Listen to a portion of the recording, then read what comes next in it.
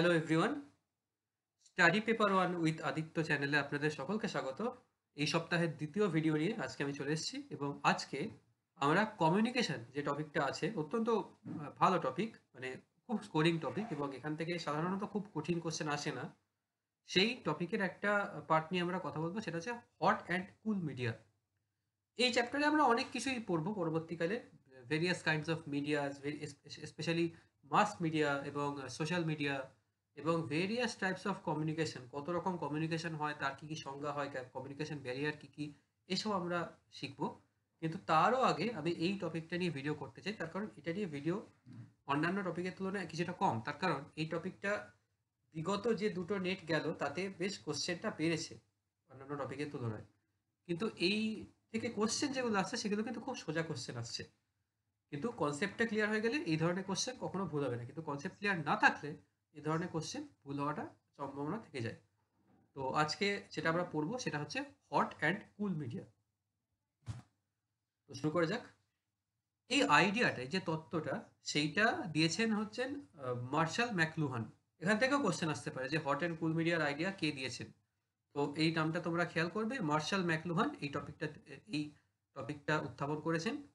আচ্ছা, তিনি বলেছেন মিডিয়াম ইজ দ্য মেসেজ, অর্থাৎ কমিউনিকেশন বলতে কি বোঝায়? একটা মেসেজ, সেটা একজন সেটাকে বলছে এবং আরেকজন সেটা শুনছে বা গ্রহণ করছে কোনোভাবে। এই সেন্ডিং এবং রিসিভিং, এই যে ব্যাপারটা, এটাই কমিউনিকেশন। এবার কমিউনিকেশন যেটার মধ্যে দিয়ে হয় সেইটা হচ্ছে মিডিয়াম। এবার তিনি যেটা বলতে চাইছেন মিডিয়াম ইজ দ্য মেসেজ, অর্থাৎ তিনি এটা বলতে চাইছেন যে মিডিয়াম একটা গুরুত্বপূর্ণ রোল প্লে করে এই মেসেজটা ট্রান্সমিট করার মধ্যে, এবং মিডিয়াম কিন্তু সেটাকে এফেক্টও করে, কখনো কখনো মেসেজের মানেও বদলে দেয়। তো সেইখান থেকে তিনি দু প্রকার মিডিয়ার কথা আনেন, সেটা হচ্ছে হট এবং কুল মিডিয়া। এবার বুঝে নেওয়া যাক যে হট মিডিয়া কি এবং কুল মিডিয়া কি, অ্যালং উইথ এক্সাম্পলস। তো হট মিডিয়াটা কি? যে হট মিডিয়া হচ্ছে একটা হাই ডেফিনেশন মিডিয়া, যেখান থেকে আমরা প্রচুর তথ্য পাই, লটস অফ ইনফরমেশন, এবং তথ্যগুলো কিন্তু প্রচণ্ড কনসাইজ, কমপ্লিট এবং ডিটেলড। অর্থাৎ যে তথ্যগুলো আমরা পাচ্ছি সেগুলো কিন্তু সম্পূর্ণ সম্পূর্ণ এবং আহ, সংক্ষিপ্ত, যতটা আমাদের দরকার। এবং সবচাইতে বড় কথা হচ্ছে এটা আমরা সম্পূর্ণ বুঝতে সাহায্য করছে, একদম সেই রেডিমেড বলতে যেটা বোঝায় সেইটা হচ্ছে হট মিডিয়ার বৈশিষ্ট্য। তো সেইটার জন্য কি হচ্ছে, এটা খুব ইম্পর্টেন্ট, সেটা হচ্ছে লো অডিয়েন্স পার্টিসিপেশন। লো অডিয়েন্স পার্টিসিপেশন বলতে এইটা বোঝায় যে, এটা তোমরা খেয়াল করবে যে এখান থেকেও কিন্তু প্রশ্ন আসে, অর্থাৎ বৈশিষ্ট্য হিসেবে যে লো অডিয়েন্স পার্টিসিপেশন, এটা তোমরা খেয়াল রাখবে। এটার মানে আর কিছুই না, এটার মানে হচ্ছে অডিয়েন্সকে পার্টিসিপেট কম করতে হয়। পার্টিসিপেট কম বলতে অডিয়েন্সদেরকে মেসেজটা বোঝার জন্য বেশি খাটুনি করতে হয় না, তারা যেটা দেখছে সেটাই তারা বুঝছে, তাদেরকে আলাদা করে মাথা খাটাতে হচ্ছে না যে কি মেসেজ পাঠিয়েছে সেটার উপর, এবং তাদেরকে অত এফার্ট দিতে হয় না। তার এক্সাম্পল কি কি? রেডিও, মুভিজ বা সিনেমা, ফটোগ্রাফ, প্রিন্টেড বুকস বা এক্ষেত্রে নিউজ পেপার রিপোর্টস, এগুলো একটু সহজ করে যদি বোঝার চেষ্টা করি।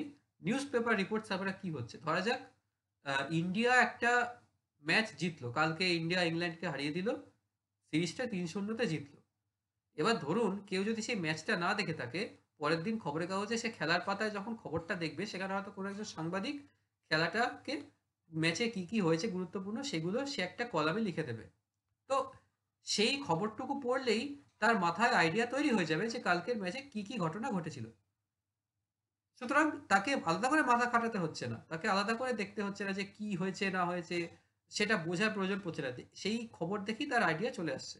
অথবা আমি যদি একটা ফটোগ্রাফ দেখি, ফটোগ্রাফ কিন্তু একদম, কথায় আছে না যে ছবি কখনো মিথ্যা কথা বলে না, তো ছবিটাও একটা সেরম জিনিস। আহ, এইগুলো রেডিও, রেডিওতে আমরা যে নিউজ শুনি বা যে সমস্ত প্রোগ্রাম শুনি, কোনো কোনো ক্ষেত্রে মুভিজও তাই। মুভিজ এইগুলো একটু মানে কন্ট্রোভার্সিয়াল হতে পারে, বাট মুভিজটাকেও হট মিডিয়ার মধ্যেই তো কনসিডার করা হয়। এবার চলে আসা যাক কুল মিডিয়াতে। কুল মিডিয়া যেটা ইম্পর্টেন্ট, সেটা হচ্ছে এটা একটা লো ডেফিনেশন মিডিয়া, অর্থাৎ হট মিডিয়ার যা যা বিপরীত পার্ট যেগুলো সবকটাই কুল মিডিয়াতে আছে। এটা হচ্ছে একটা লো ডেফিনেশন মিডিয়া। এটা আমাদেরকে লার্জ কোয়ান্টিটিতে তথ্য প্রোভাইড করে না। এটা খেয়াল রাখতে হবে। এবং সেইটার জন্য কি হয় না, হাই অডিয়েন্স পার্টিসিপেশন, অর্থাৎ আমাদেরকে এফর্ট দিতে হয় সেখান থেকে তথ্যটাকে বের করে আনার জন্য, সেটাকে ভাবে বোঝার জন্য। এবং it requires more sensory input, কারণ সেটা না দিলে আমাদের পক্ষে এইটা বোঝা কঠিন হবে যে কোনটা আমরা অ্যাকচুয়ালি বুঝতে চাই। তো উদাহরণ দিলে হয়তো বিষয়টা অনেকটা সোজা হবে। সেটা হচ্ছে cartoon, seminar discussion. Cartoon, comics, graphic novels এগুলো কিন্তু কুল মিডিয়ার অন্যতম প্রধান বৈশিষ্ট্য। কারণ কি? না, কার্টুন জিনিসটাকে আমাদের বুঝতে হবে। সেটা কার্টুন, একজন আর্টিস্ট বা একজন কমিক আর্টিস্ট যখন কোনো একটা কার্টুন আঁকে, তখন তার যে চিন্তাভাবনা সেইটা তার কাজের মধ্যে প্রতিফলিত হয়। এবং কার্টুন কিন্তু অ্যাকচুয়ালি যেটা ঘটছে সেটাকে কিন্তু রিপ্রেজেন্ট করে না। যেটা ঘটছে সেটাকে একটা পার্টিকুলার অ্যাঙ্গেল থেকে দেখে সেটাকে রিপ্রেজেন্ট করে। তাই জন্য আমাদেরকে সেটা বুঝতে হবে যে কিভাবে সেটা তিনি দেখাতে চাইছেন এবং কি মেসেজ তিনি দিতে চাইছেন সেটা আমাদের বুঝতে হবে, চর্চা করতে হবে। Seminar discussion. সেমিনার ডিসকাশনের ক্ষেত্রে কি হয়? কোনো একটা পার্টিকুলার ফর্ম অফ নলেজকে খুব ইন-ডেপথ ভাবে চর্চা করা হয়। তো একটা সেমিনার ডিসকাশন শুনলেই আমরা সেই নলেজটা গ্যাদার করতে পারবো না। আমরা আমাদেরকে বুঝতে হবে।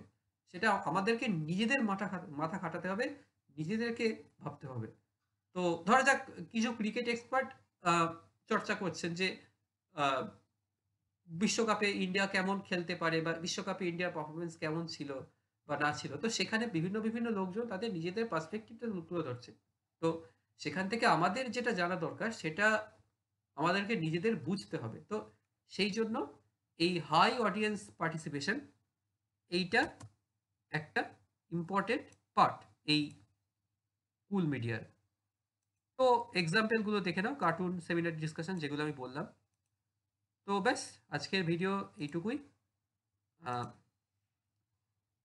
কোয়েশ্চেন এখান থেকে দুরকম আসতে পারে। সেটা হচ্ছে ৫ টা টাইপ অফ মিডিয়া দিয়ে দেবে। এখান থেকে বলবে যে এগুলো কোনগুলো হট মিডিয়া বা কোনগুলো কুল মিডিয়া সেটা চিহ্নিত করো। অথবা কোয়েশ্চেন আসতে পারে যে কি হট মিডিয়ার বৈশিষ্ট্য কি? এখান থেকে কোয়েশ্চেন আসতে পারে। অথবা একদম ওয়ান লাইনার কোয়েশ্চেন আসতে পারে, ডিরেক্ট কোয়েশ্চেন আসতে পারে। এইখান থেকে জটিলভাবে কোয়েশ্চেন আসার চান্স খুব কম। তো আশা করছি বিষয়টা ক্লিয়ার হয়ে গেছে। আরেকবার তাহলে রিভিশন দিয়ে দেওয়া যাক। মার্শাল ম্যাকলুহানের থিওরি এটা। Medium is the message. Role of medium হিসেবেই তিনি হট মিডিয়া, কুল মিডিয়া উত্থাপন করেন। এগুলো তার বৈশিষ্ট্য। আরেকবার দেখে নাও তোমরা সবাই।